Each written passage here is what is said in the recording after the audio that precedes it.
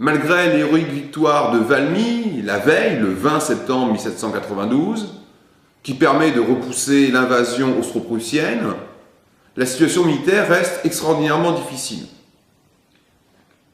Louis XVI apparaît comme le point de ralliement de tous les mécontents de la Révolution française, prêtres réfractaires, population attachée au catholicisme traditionnel, nobles déchus de leurs droits.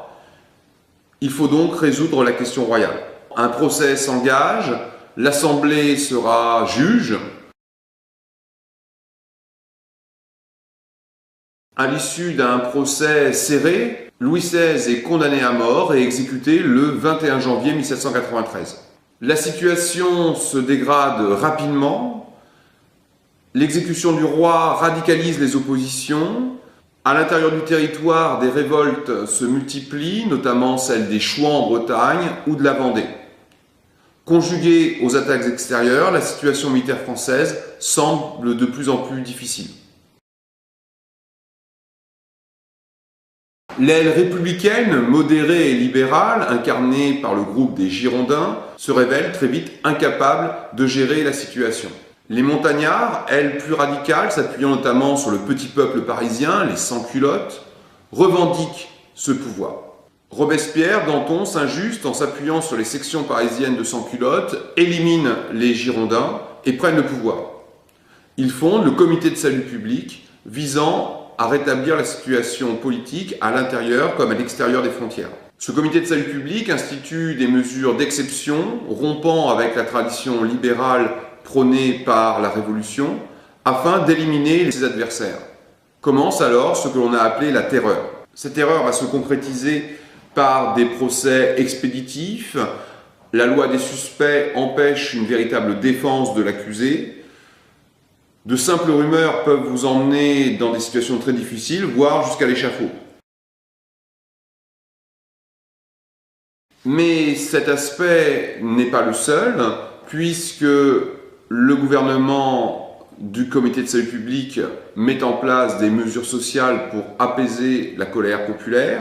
Ces mesures se caractérisent par le blocage des prix, l'abaissement des prix des biens nationaux, vendus par petites parcelles, ce qui va permettre à de petits paysans d'agrandir leur domaine, ce qui va assurer au gouvernement montagnard un soutien populaire indéniable.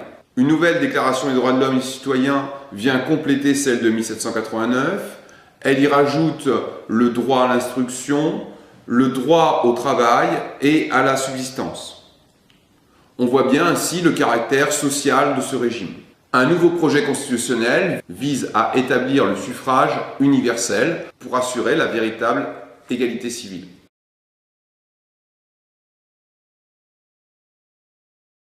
Cependant, les excès de la terreur et les divisions religieuses vont fragiliser la position de Robespierre.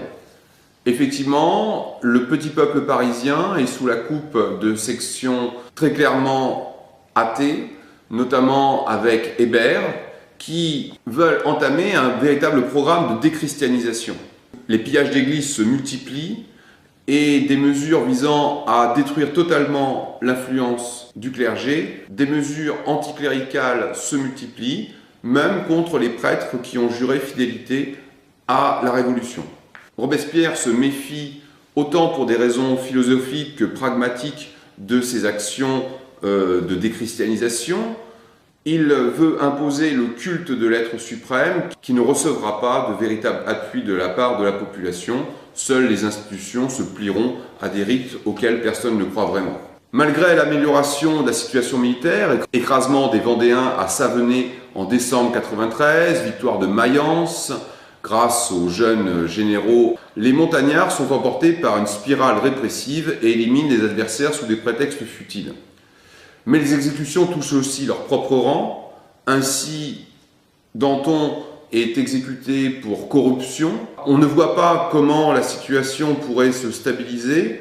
Aussi, la Grande Terreur effraie-t-elle jusqu'à ses propres partisans. La Grande Terreur conduit les ennemis de Robespierre à se regrouper et à l'éliminer le 9 Thermidor en 2, 27 juillet 1794.